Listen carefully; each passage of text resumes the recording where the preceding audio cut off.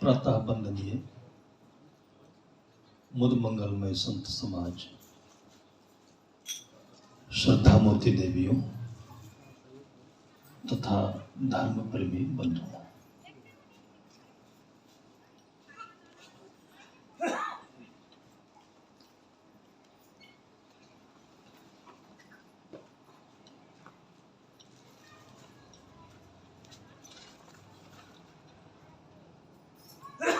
समग्र रूप से जहां पर जीवन की सभी समस्याओं का समाधान होता है उसे सत्संग कहते हैं।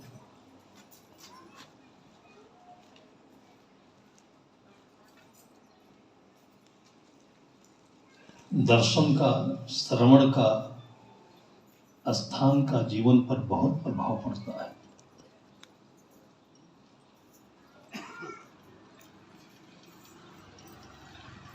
नदी के तट पर वृक्ष के नीचे हिमालय की तलहटी में हरे भरे खेतों के मेड़ों पर ऐसी जगहों में कहीं भी जाए तो मन दूसरा हो जाता है।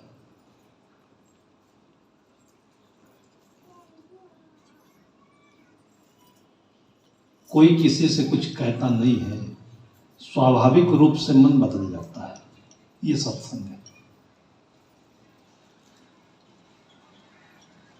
हम लोग अपने जिंदगी में अधिकतर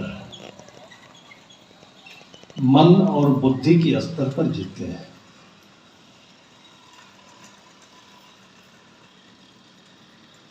जो कुछ देखते हैं वो मन बन जाता है और हम अनचाहे में सब कुछ देखते रहते हैं।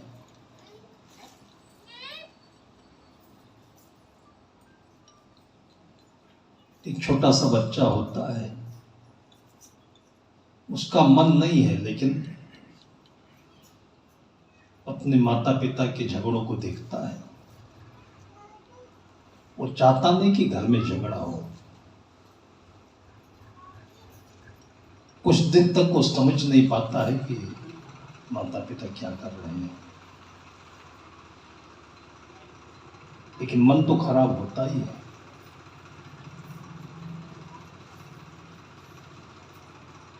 अभी जहां से हम आए हुए हैं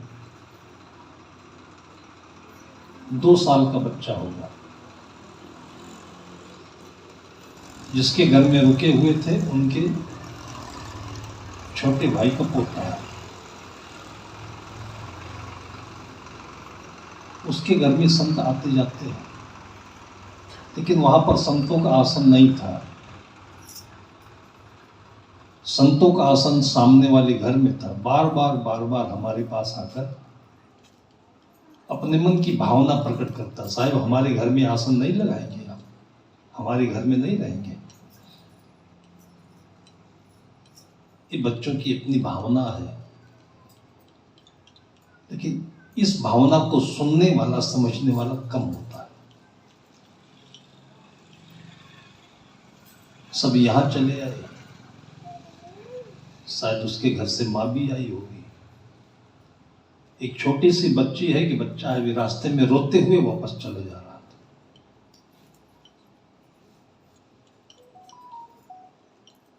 मुझे लगा कि हो सकता है यहीं आने के लिए सोच रहे हो, रास्ता भटक गई, अकेले पा गई अपने को। ऐसे ही कितने घरों में बच्चों को मैं अनाथ देखता हूं। उनको फूल की क्यारियां चाहिए, उनको मां की गोद चाहिए, उनको प्यार चाहिए, अच्छी भाषा चाहिए। ये जिंदगी की खुराक है। वो है नहीं, समाज में कहीं दिखता नहीं है।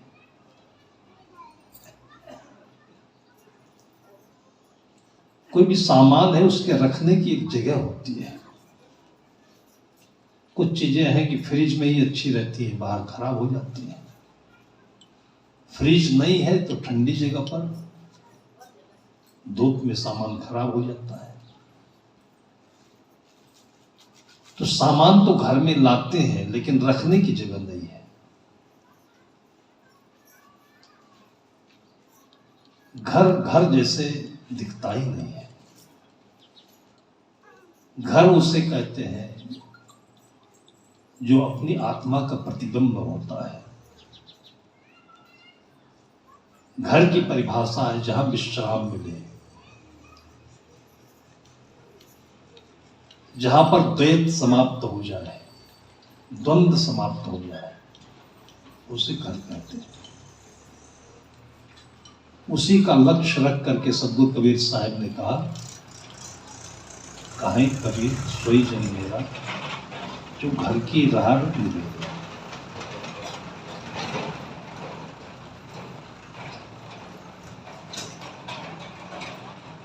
आत्मा का प्रतिबिंब है।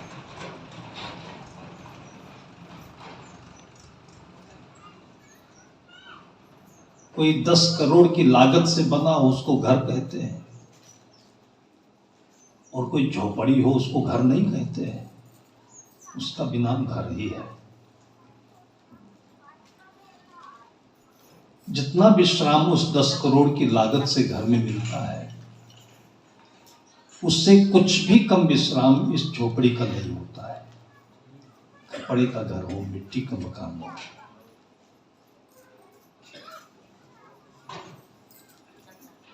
लेकिन मन पर वो 10 करोड़ चढ़ा रहता है, इसलिए 10 करोड़ की महल का जो अनुभव है वो कटु लगता है। घर बन जाने के बाद कितने वर्षों तक मन को काटता रहता है कि मिस्त्री ने ये ठीक से नहीं बनाया, यहां पर टाइल ठीक से नहीं लगा, ये बाथरूम की टोटी ठीक नहीं बनी। ये किसको लगता है? घर मालिक को लगता है। छप्पर वाली घर में ऐसा कुछ नहीं लगता है। अहंकार को अपने एक बड़ा आकार देने का नाम हम लोग घर समझते हैं, इसलिए उच्चता है। कभी आत्मा से, तबीयत से सोचा नहीं घर की परिभाषा क्या है, और अपने लिए भी नहीं सोचा।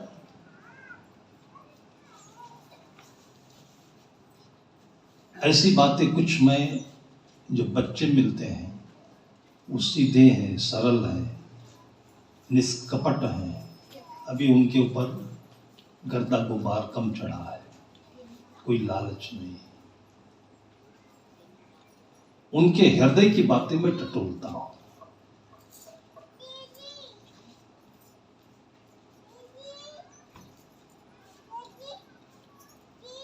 जैसे कि कहते हैं कि ज्ञान ग्रंथों से मिलता है, गुरुओं से मिलता है, वेदों से मिलता है, बाइबल कुरान से मिलता है।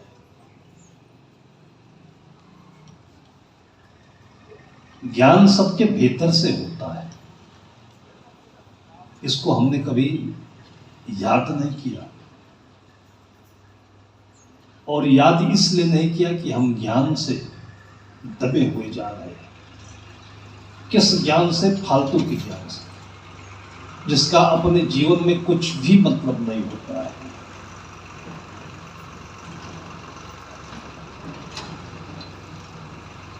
बस इतना मतलब होता है कि हमने किताबें रट ली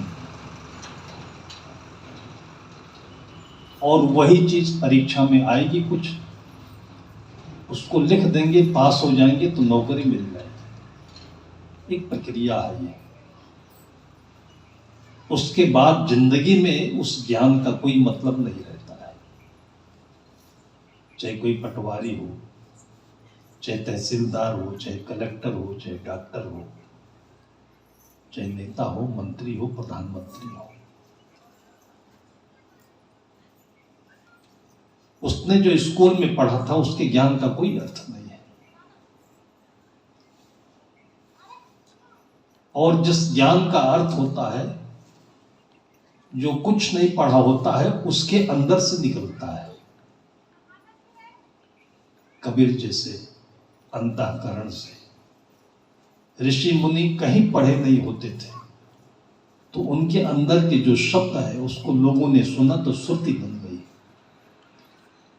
फिर सुनते सुनते एक दूसरे में वो चीज बहती गई, मिलती गई, तो उसको स्मृति कहते हैं। ऋषि मुनि के अंदर से वो निकला, इसलिए उसको वेद कहते हैं। वेद मतलब वेदना ज्ञान।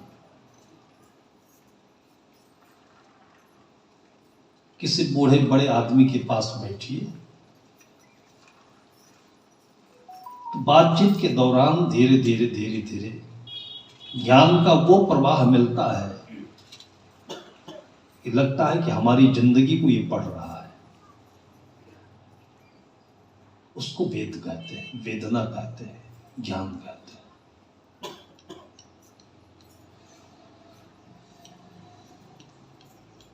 सदगुरु कहते हैं कि बैठत नाई साधु की संगत, नाधे जन्म गयो। जो सरल लोग हैं, जो सामान्य हैं, जो सुलझे हुए हैं, कभी उनके पास बैठे नहीं।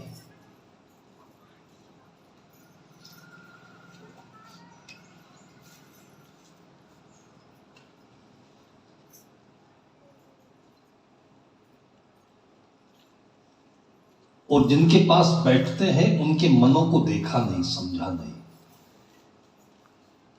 जमीन पर बैठते हैं, एक जानवर भी होता है जो जमीन पर बैठता है तो थोड़ा देख के समझ के बैठता है, बराबर हो, कांटा नहीं हो, चुभे नहीं।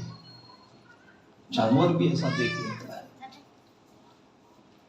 सदगुरु कहते बैठत ना साधु की संगत। कहां बैठ रहे हो, किसकी जगह पर बैठ रहे हो, और अपनी जगह तो कभी पहचानी ही नहीं। साहेब साहेब सब कहे मोहि अंदेशा, और साहेब से परिचय नहीं, बैठोगे के ठौर। जब सभी आपको धोखा दे जाएंगे तो कहां बैठोगे, किसको अपना मित्र कहोगे, किसके पास बैठोगे, किनकी बातें याद करोगे। बातें तो सब मन में वही भरी हुई हैं जो हम बाहर सुनते हैं, जिनकी सच्चाई की कोई गारंटी नहीं है। ऐसे उड़ती पड़ती बातों में, ऐसे उड़ते उलझे हुए लोगों में हम लोगों ने संगति बनाई अपनी, और वही हमारा घर है, उसी को घर माना है। और जब वो बातें झूठी होती है तो भरोसा टूटता है, बेटे से टूटता है, पत्नी से टूटता है, पति से टूटता है। हर रोज समाचार में देखिए तो लोग खुदकुशी कर रहे हैं। आज नए समाज में, जिसको लिव इन रिलेशनशिप कहते हैं, ये नई धारणा है। विवाह के उपरांत, विवाह से अलग, विवाह का मतलब होता था जो एक दूसरे का निर्वाह कर सके वो एक साथ में रहे। अब एक नई धारणा आई है, लिव इन रिलेशनशिप।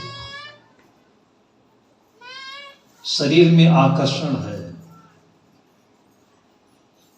कुछ पैसा है, कुछ बुद्धि है, कुछ मन है, जिसकी कोई स्थिरता नहीं है, जिसकी कोई गारंटी नहीं है, केवल अपने मन की बात है। और उनका साथ कर लिया, न मां की सुनी, न पिता का सुना, न पास पड़ोसियों की सुनी, अपने मन का कर लिया। और हर रोज समाचार आता है, कान पक जाता है।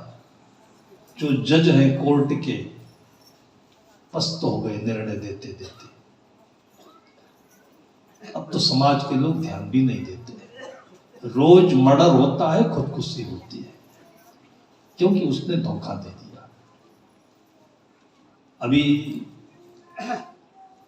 36 टुकड़े वाली कहानी जो समाचार में दिल्ली में, वो पुरानी नहीं पड़ी है कि उसके पीछे से उतने टुकड़े की कहानी और चलती है, चली आ रही है। उस श्रद्धा को उसकी मां ने, उसके पिता ने कितना रोया होगा, कितना कहा होगा, कितना समझाया होगा, एक नहीं मानी वो। और उसके बाद दिल्ली में आकर के लिव इन रिलेशनशिप घर बनाया, अपने मन का घर बनाया। सदगुरु मन की परिभाषा बताते हैं, जीवन की परिभाषा बताते हैं। इसका कहीं सिलेबस में कोई वर्णन है नहीं, इसकी कहीं दुनिया में किसी स्कूल में कोई पढ़ाई है नहीं। बच्चे कैसे करें? और पढ़ाने से ये चीजें कोई पढ़ता भी नहीं है, देखने से, सुनने से, रहने से, जिसको हम वातावरण कहते हैं, उससे ये बातें अपने को मिलती हैं। दिल्ली में रहते रहते उसके 35 टुकड़े हो गए और पिता का वो दिल था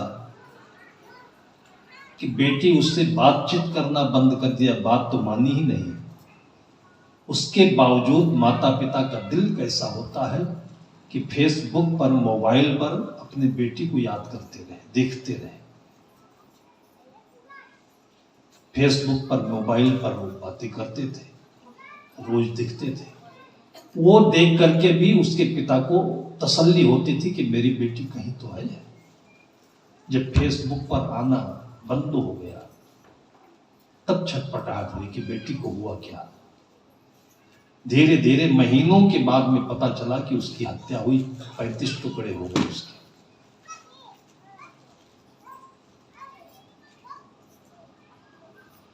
संत सदगुरु समझाते हैं, मन की सम्मति नागा है, मन की अमित सलाह, कहां कहां ले जाए यह जिसकी लगे न था। इसलिए जैसे बाहर एक घर बनाते हैं, उस घर की जो शुरुआत है वो अपने भीतर है, अपने भीतर को भी समझे। बाहर के घर में जो आनंद मिलता है उसकी तुलना आप करें, जो बाहर का घर है वो छप्पर है कि खपरेल है कि कैसे है, उससे मतलब नहीं है। लेकिन घर है जहां द्वंद्व मिट जाता है, उसकी जगह पर आपको अच्छे खाने की व्यवस्था हो, रहने की व्यवस्था हो, जिसको 5 स्टार कहते हैं, और 2 दिन आप रहे, 3 दिन रहे, पेमेंट आपको नहीं कर रहा है, कोई और कर रहा है। कितने भी दिन रहे, लेकिन 24 घंटे में सुबह से शाम तक के बीच में कभी तो याद होगा कि अपना घर नहीं है ये, कभी तो याद होगा। चाहे जितनी सुविधा और सेवा मिल रही हो, लेकिन अपना घर नहीं है, एक दिन ये छोड़ देता है। होटल है ये, जहां आने के बाद लोग निकल जाते हैं, उसको होटल कहते हैं। उस एक क्षण की याद से वो अपनी जो सेवा हो रही है, खाना मिल रहा है, वो सब किरकिरा हो जाता है। लोग कहते हैं ना, मजा किरकिरा हो रहा है। किरकिरा का मतलब क्या होता है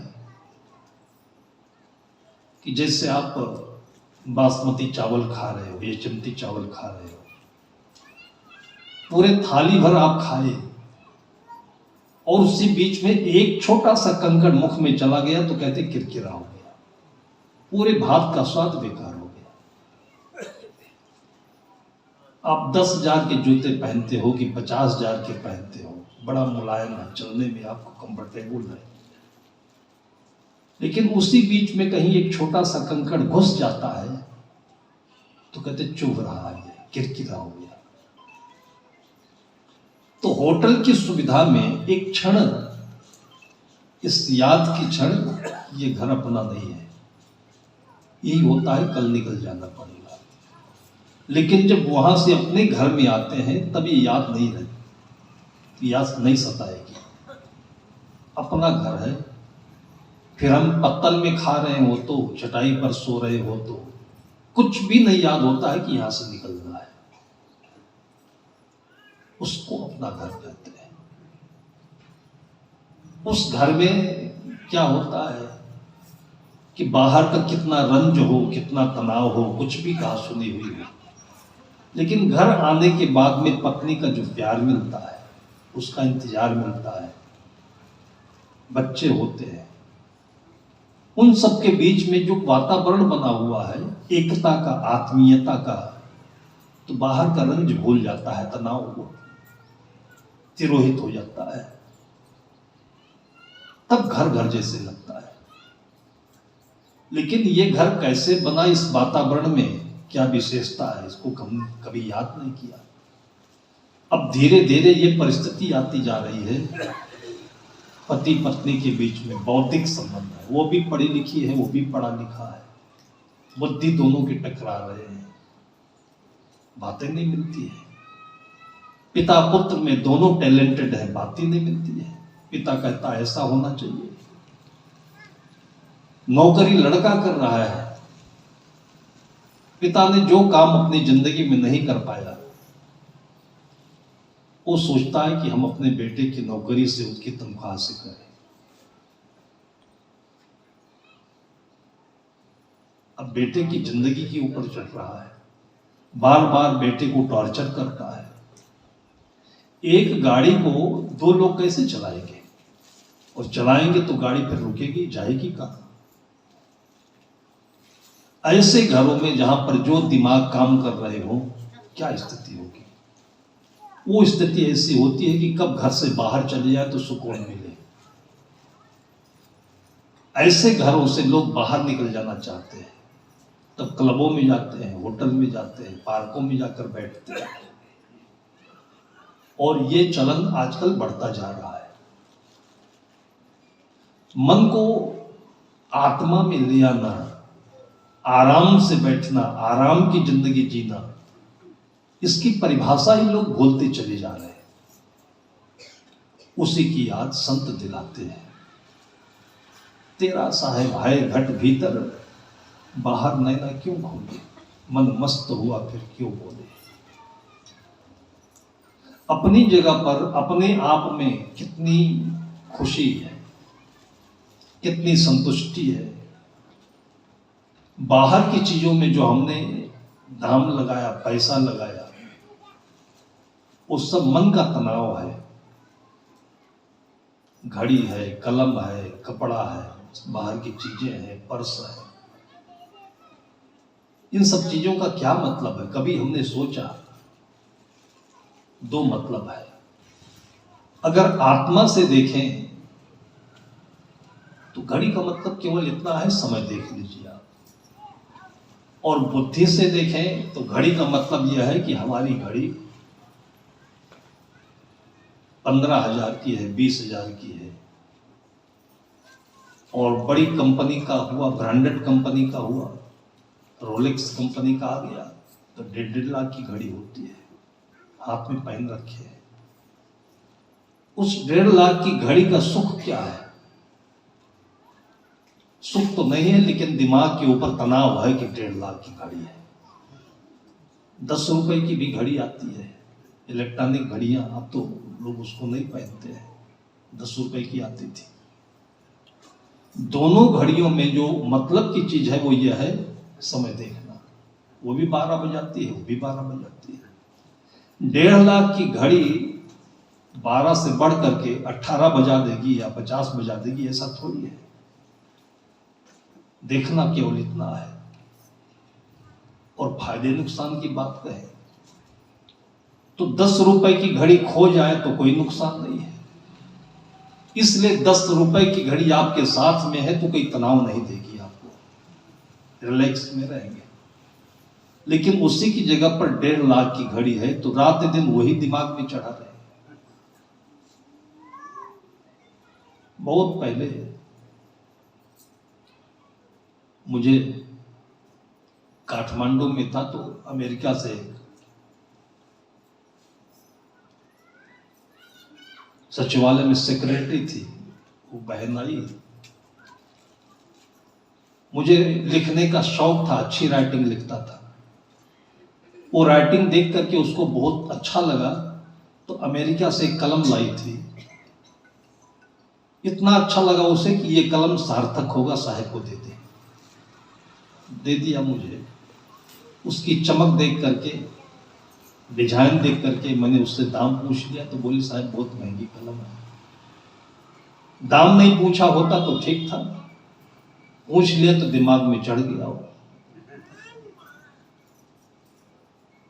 कलम तो लिखने के लिए होती है और तो उसका कुछ काम नहीं है, लेकिन दिमाग में ये चढ़ गया कि कलम महंगी है तो मन में उसकी प्रतिक्रिया होने लगी, बुलबुले निकलने लगे बातों के कि कोई चुरा न ले इसे।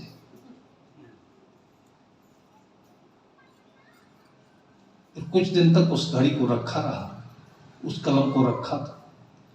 1-1.5 साल तक कलम को साथ नहीं रखा, कोई चुरा लेगा, उसको सुरक्षित रखा रहा। फिर मन में याद आया कि केवल रखने के लिए कलम होती है क्या, उससे फायदा क्या होगा। फिर लेकर चला, फिर मन में वही डर सताया कि कोई चुरा लेगा, फिर रख दिया। करते करते 4-5 वर्षों तक वो कलम कभी हमारे साथ में और कभी झोली में ऐसे रहती। आखिर में मैं अपने मन को समझाया कि लिखेंगे नहीं तो कलम का क्या मतलब, फिर ले लिया साथ में। और 15-20 दिन नहीं बीते थे कि आखिर वो कलम कहां चली गई। अब ये तो नहीं कह सकता कि कोई चुराया। जब वो निकल गई तब जाकर के दिमाग हल्का हुआ और फिर ये समाधान बनाया कि अच्छा हुआ। ये तकलीफ है, चीजों के बहुमूल्य होने का जो हम लोगों में भ्रम है, ये अपने साथ में बहुत बड़ा विश्वासघात है, बहुत बड़ा अज्ञान है। रात दिन सुबह से शाम तक हम लोग अपने लिए यही सरदर्द कमाते रहते हैं। कलम के साथ हो, घड़ी के साथ हो, कपड़े के साथ हो, जूता चप्पल के साथ हो, और दिखाते दूसरों को है। दूसरा भी उसी दिमाग में उलझा हुआ है, यही देखता रहता है। पहनते पहनते लोगों का ये बहम, लोगों का ये बहकाव कहां तक पहुंचा। आजकल लोग पैंट पहनते हैं, नहीं कहना चाहिए, देखना भी नहीं चाहिए। कपड़ा तो पहनने के लिए होता है कि ठीक ठाक हो, अच्छा हो, लेकिन 2-3 जगह से फटा मैंने देखा तो मैंने पूछा कि भाई आप इतने गरीब तो नहीं हो कि फटे कपड़े पहने। तो उसने बताया कि साहब ये फटा नहीं है, बहुत महंगा कपड़ा है, रफ एंड टफ है। ऐसे ऐसे बुद्धि का ये बहकाव है कि इस पर चल करके मनुष्य कहां पहुंचेगा, कहा नहीं जा सकता है। ये सब अपना घर ढूंढ रहे हैं, अपने बैठने की जगह, अपने आनंद की जगह, आराम की जगह, अपने को अच्छा बनाने की जगह ढूंढ रहे हैं। कभी बैठ करके हम लोगों को इस पर चिंतन करना चाहिए। मनुष्य जीवन में है, कुछ तो जानवर भी सोचते हैं, अपने हित अहित की बात वो भी सोचते हैं, लेकिन जानवरों के पास में वो विकसित बुद्धि नहीं है कि सोच करके उससे वो अलग हो सके। जानवर को कोई रस्सी में बांध दे तो वो रस्सी अपने गले से जानवर खोल नहीं सकते, बंधन में है। और हम लोगों के गले में रस्सी नहीं बंधी तो हम लोग अपने मन की रस्सी ऐसे रात दिन बनाया करते हैं। पूरी जिंदगी जी डालेंगे, क्या मिलेगा? सुख किसे कहते हैं? दुख और तनाव क्या चीज है? दिनों दिन बढ़ते जा रहा है। जितना विकास, जितनी समृद्धि, जितनी संपन्नता बढ़ती जा रही है, सब कुछ बढ़ते जा रहा है। अभी अभी कुछ दिनों पहले समाचार सुर्खियों में था, सहारा श्री का, उत्तर प्रदेश के गोरखपुर जिले से एक छोटे से कमरे से उन्होंने अपनी यात्रा शुरू की। हजारों करोड़ की संपत्ति कमाया, इकट्ठा किया, कमाया गया, और अंत में वो रास्ता, वो प्रक्रिया सही ना होने के कारण से ऐसे चक्रव्यूह में फंसे हो। जब ज्यादा होगा तो ऐसे ही होगा। जैसे घर में सामान कम होता है तो घर अच्छा भी लगता है, और सामान सही जगह से रहता है, सही ढंग से रहता है। और जब ज्यादा हो जाता है सामान तो दिमाग के लिए किचकिच हो जाता है, कहाँ रखें, कितना रखें, कितना संभालें। तो पूरा घर कबाड़ हो जाता है, इधर पड़ा है, उधर पड़ा है, उधर पड़ा है, कितना समझो इन सामान को। उसी सामान की वजह से सिरदर्द बना रहता है, क्योंकि पैसा लगा हुआ है। इसी तरीके से पैसे कमाने के पीछे बुद्धि है, शरीर है, दिमाग है, इसको लेकर के इतना दूर हम चले जाते हैं कि अपने जीवन को भूल जाते हैं, कि फिर वापस आना है, अपने में रहना है, भूल जाते हैं। इसका परिणाम क्या होगा ये न भूले, इसलिए रामायण की कथा है, महाभारत की कथा है। इन्हीं के पीछे हमें बहुत सारे पाप करने पड़ते हैं, लोगों के बीचों से होकर गुजरना पड़ता है। आखिर में सहारा श्री 2 साल जेल में रहे। अभी उतनी उम्र नहीं थी, लेकिन जेल में रहने से उम्र बहुत तेजी से दौड़ती है, और उसके बाद वो मर गए। और ये समाज को संदेश दिया कि जैसे अपने माता पिता का दाह संस्कार करने के लिए कहीं हो दुनिया में बच्चे आ जाते हैं, और शायद इसीलिए लोग अपने बच्चों का पालन पोषण करके उनको उत्तराधिकारी बनाते हैं कि कम से कम ये दाग देगा, अग्नि संस्कार देगा ये। लेकिन उनके 2 बेटे नहीं है, छोटा बच्चा था, पोता हुआ करके दाह संस्कार किया। ये घटना जैसे है, लेकिन इसी क्यों में हम भी खड़े हैं, इसी ओर हम भी भगे जा रहे हैं। दृष्टा होकर के देखता है अगर कोई, तो सब जग मन की धार में बहा जात बेहोश। हम भी उसी तरफ बहे जा रहे हैं। सदगुरु कहते हैं कि भोले मन समझ के लाद लदनिया। ये वो कैप्सूल है कि आदमी का पारा जो बहुत चढ़ा रहता है, बीपी का, शुगर का, ये डाउन कर देता है। ये कैप्सूल है। इसको निर्गुण भजन ही नहीं कहें, शब्द कहें, शब्द का कैप्सूल कहें, टैबलेट कहें। जो रात दिन बुन उधेड़ है, एक दूसरे की प्रतिस्पर्धा है, हीन भावना है, वो इतना बड़ा, वो इतना कमाया, और इसी तनाव की वजह से, उलझन की वजह से बच्चों की जिंदगी हराम कर देते हैं। बहुत ऐसे सारे बच्चे मिलते हैं, चुपके से अपनी बात बताते हैं कि हमारे पापा को समझाइए साहब, हमारे पास में 10 लाख जगह है, वो कहते हैं 50 लाख की जमीन खरीद लो। 10 लाख 50 लाख कैसे हो जाएगा?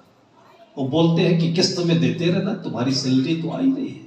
वो कहता है कि हम मुक्त जीवन जीना चाहते हैं, कल को सैलरी हमारी बंद हो जाए, अचानक कुछ हो जाए, तो आप भी कर्ज में फंसोगे, हम भी कर्ज में फंस जाएंगे।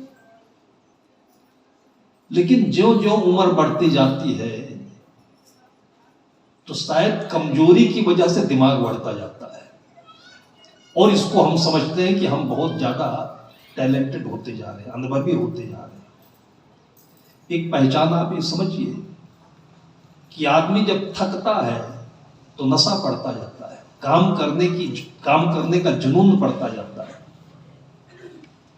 होश खोता जाता है, और दिमाग चढ़ता चला जाता है, और कर ले, और कर ले। इसलिए वृद्धावस्था में तकलीफ बढ़ जाती है। बच्चों को उतना लालच नहीं है, ज्यादा कमाए, ज्यादा बनाए, ज्यादा दौड़े, बच्चों को नहीं उतना लालच। और ज्यों ज्यों बच्चा धीरे धीरे बढ़ता जाता है, दूसरों को देखता है, तो उसी में संस्कारित होता जाता है, वही मन बन जाता है, फिर वही बुद्धि बन जाती है, फिर निर्णय कौन करेगा उसका।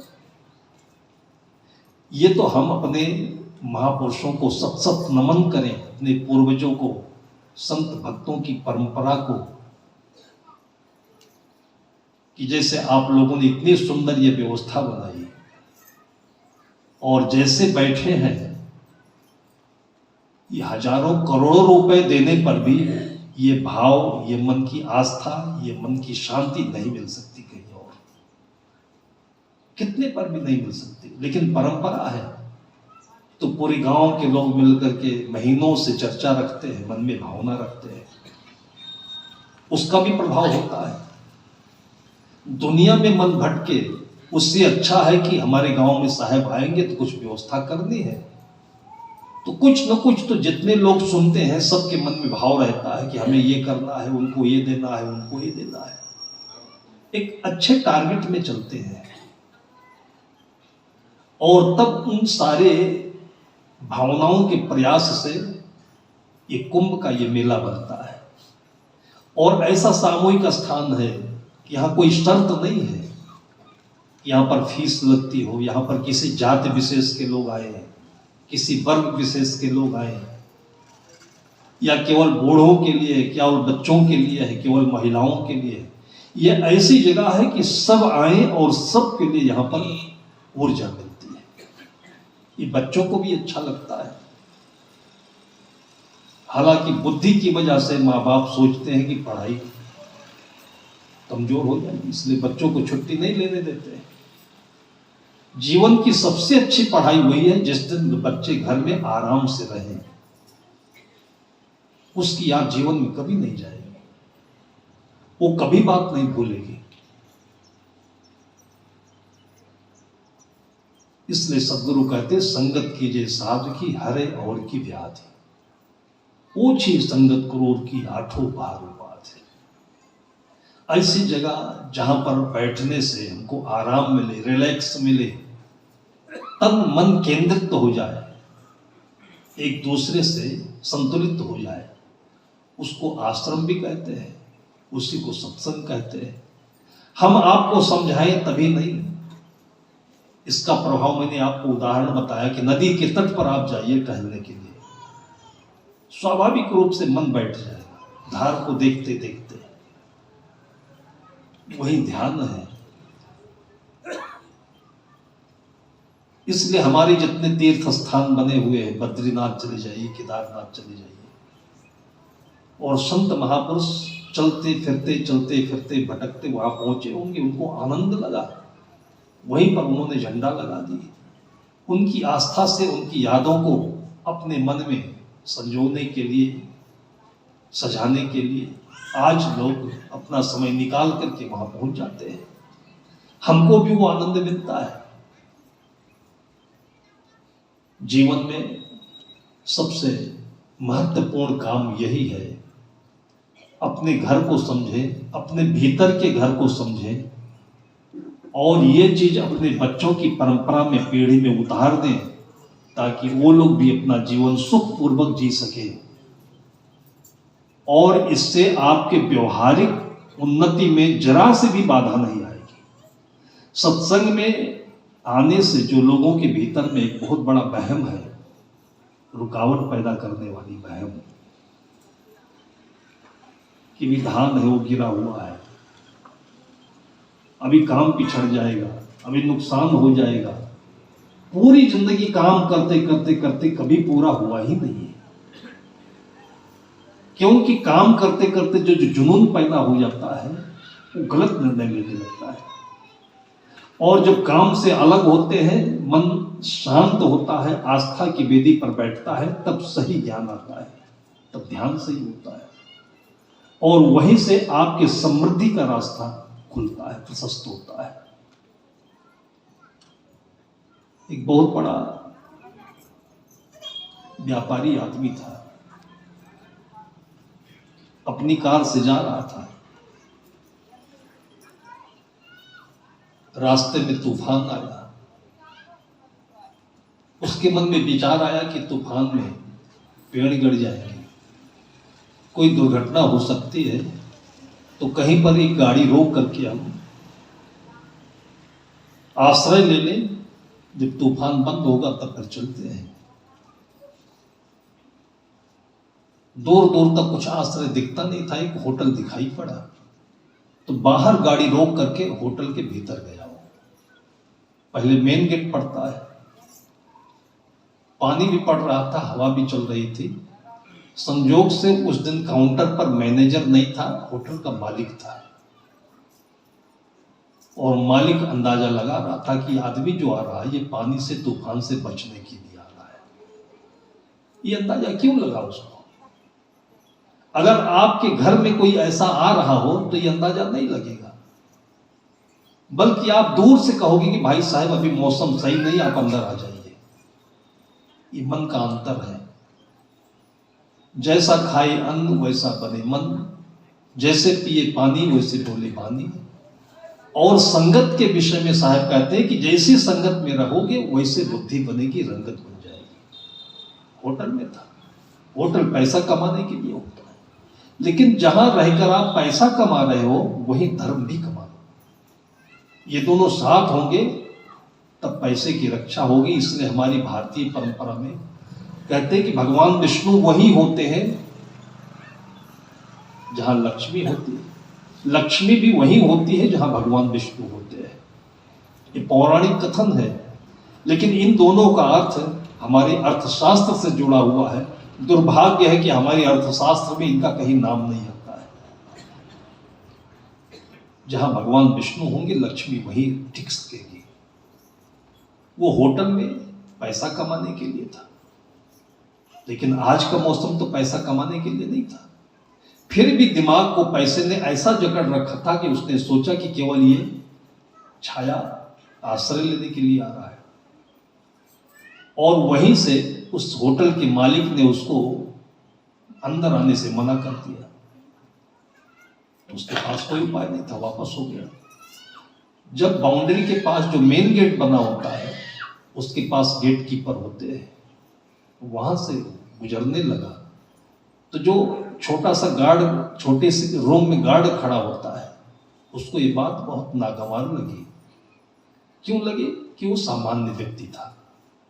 बड़े में और छोटे में इतना भारी फर्क पड़ जाता है। इसलिए कहते बड़ा आदमी बड़ा होने के बाद में किसी काम नहीं आता है। सामान्य आत्मा की भावनाओं को धीरे धीरे धीरे धीरे भूलता जाता है। ये जीवन का सबसे बड़ा पतन है। सदगुरु कहते कि बड़ा भया तो क्या भया, जैसे पेड़ खजूर, पंथी को छाया नहीं फल ला गया थी। तो वो छोटा ही व्यक्ति था, लेकिन उसकी आत्मा बोली कि इस व्यक्ति को, इस होटल के मालिक ने ऐसा किया, ऐसा नहीं करना चाहिए। उसने कहा कि भाई साहब मौसम ठीक नहीं है, आप भटके नहीं, आप यहां चले आए, अभी जाना उचित नहीं है। उसने कहा जगह तुम्हारे लिए नहीं है। उसने कहा इसमें नहीं, जगह हमारे दिल में है, आप आइए अंदर। कुर्सी से खड़ा हो गया, उसमें ज्यादा जगह नहीं होती है। वो कुर्सी से खड़ा हो गया, उसी कुर्सी पर उस व्यक्ति को बैठा दिया। इन दोनों में कोई साधु नहीं था, कोई भक्त नहीं था, कोई शिष्य नहीं, कोई गुरु नहीं, लेकिन एक आत्मा की बात है, एक वातावरण बन जाता है। जो जहां होता है उसका वातावरण बन जाता है।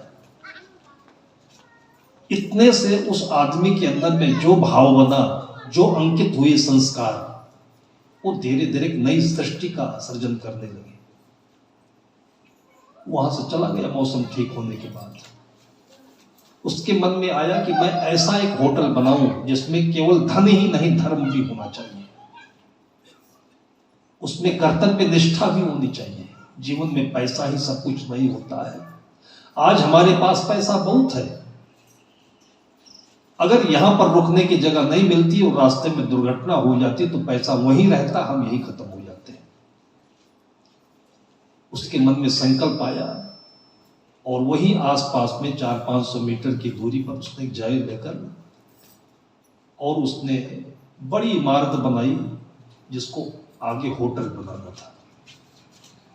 होटल के जितने कर्मचारी होते हैं सबको नियुक्त कर लिया।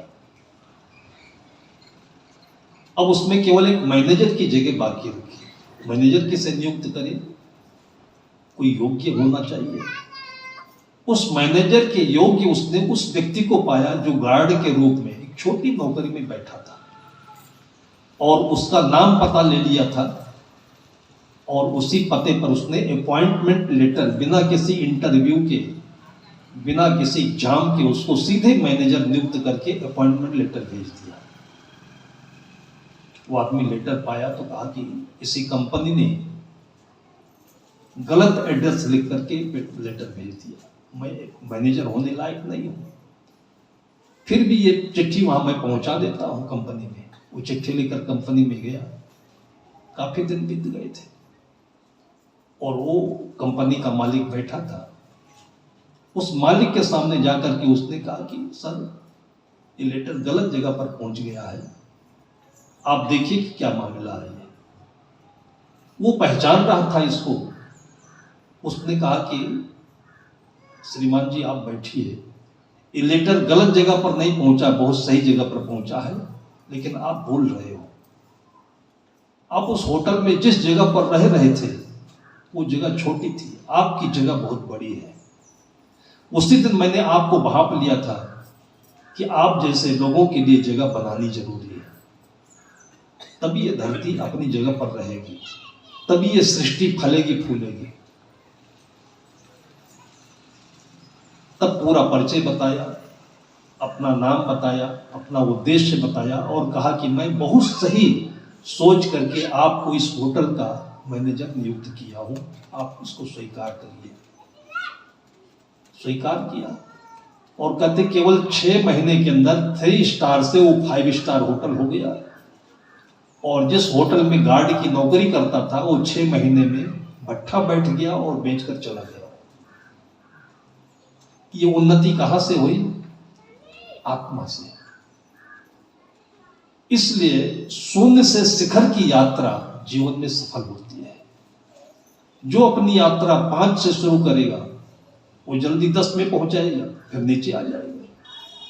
लेकिन जो शून्य से यात्रा शुरू करता है वो 10 तक पहुंचते पहुंचते पूरे जीवन का स्वाद, पूरे जीवन की सफलता प्राप्त कर लेता है।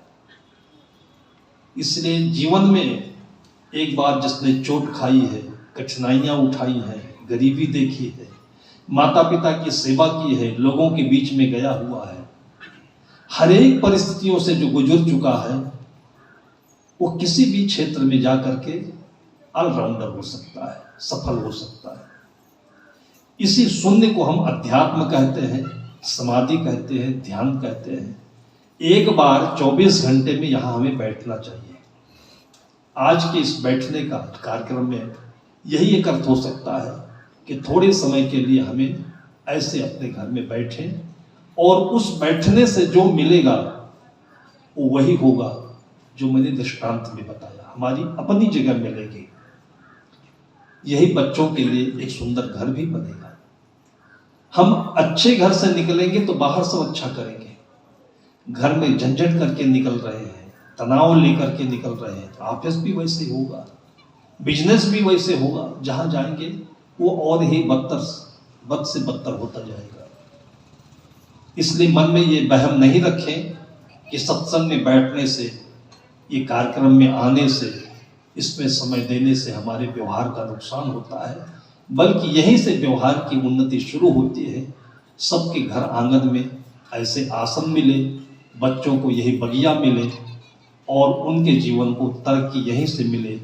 ऐसे शुभकामनाओं के साथ में आज की चर्चा को मैं विराम करता हूँ। प्रेम से बोलिए सद्गुरु कबीर साहिब की